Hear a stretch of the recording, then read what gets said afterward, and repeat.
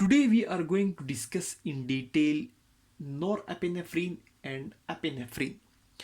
We are basically discussing the humoral control of blood flow by the tissues. We have discussed that humoral control of the blood flow by the tissues is basically through some substances which are secreted or absorbed into the body fluids or are secreted into the blood and which reach the target organs and they either increase or decrease the blood flow. They are divided into vasoconstrictor agents and vasodilator agents. Now, the first and most important vasoconstrictor agent is norepinephrine and epinephrine. These are basically two related neurotransmitters, almost the same. They're they have the effects or the functions of these neurotransmitters is almost the same. So they are basically discussed in one go. Norepinephrine, it is basically secreted from the sympathetic nerve endings. Basically, we know that during all kinds of fight, flight, or fright responses, sympathetic nerves get stimulated. Sympathetics get stimulated, and from the nerve ending of sympathetic nerves, from the nerve endings of sympathetics, there is release of norepinephrine. Norepinephrine basically norepinephrine basically it excites the heart most of the time in the flight, fight, or fright response, which basically occurs due to stress. If if there is loss of blood fluid or if there is need of more blood flow in any way, there is a release of norepinephrine from the sympathetic endings, and sympathetics gets stimulated with the help of these fight flight fright response. Norepinephrine secreted from nerve endings of sympathetics excites the heart.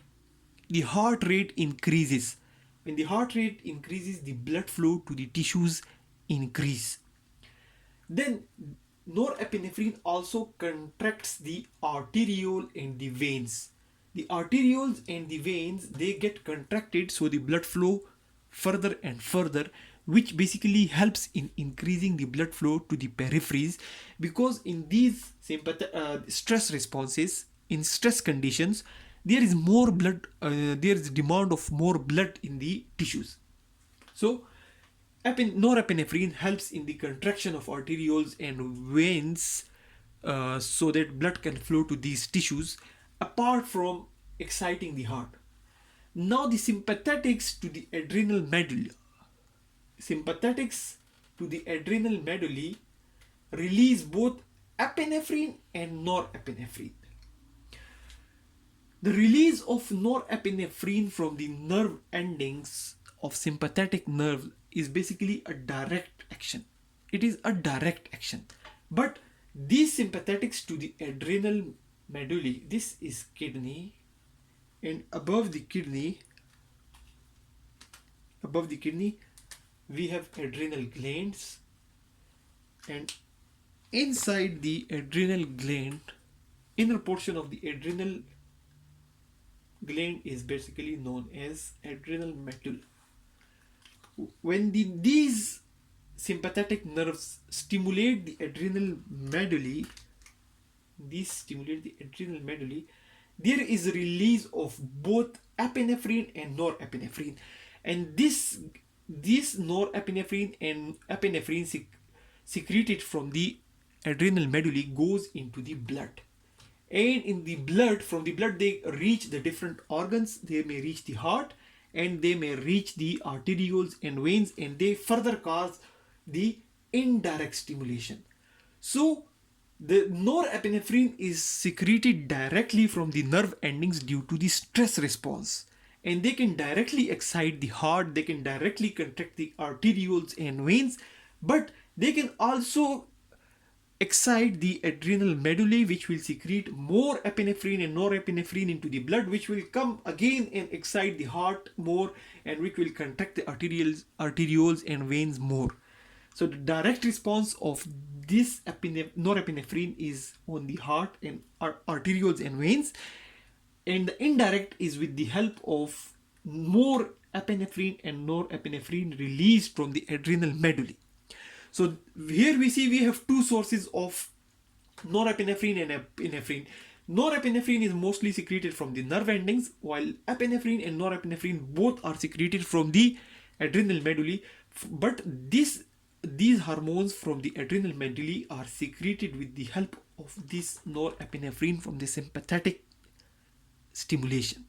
So the role of norepinephrine and epinephrine is to excite the heart rate, increase the heart rate, and to contract the arterioles and veins and cause vasoconstriction. Hence, they are classified as vasoconstrictor agents, and their role is to secrete the epinephrine and norepinephrine from the adrenal medulla. Now, the epinephrine can slightly cause vasodilation as well in some circumstances, but most of the time they are classified as vasoconstrictor agents. So, the humoral control of blood flow is with the help of vasoconstrictor agents and vasodilator agents. Norepinephrine and epinephrine are basically vasoconstrictor agents. They are secreted from the sympathetic nerve endings, and when they are released in the heart, they cause excitation of the heart, increase the heart rate or pumping of the heart, and in the arterioles and veins they cause contraction or vasoconstriction, and in the adrenal medulla they release more epinephrine and norepinephrine, which will cause more excitation of the heart and more excitation of the arterioles and veins. Their response with the help of sympathetic nerves is direct response, while their response with the help of release of more epinephrine and norepinephrine from adrenal medulla is indirect response. So that's all about the action of norepinephrine and epinephrine. They have a lot more actions. There are a lot of uses of epinephrine as a medicine in the hospitals. In a lot of emergency conditions it is used, but we are not going to discuss it in detail. We will discuss it in the proper section. Thanks a lot for watching the video.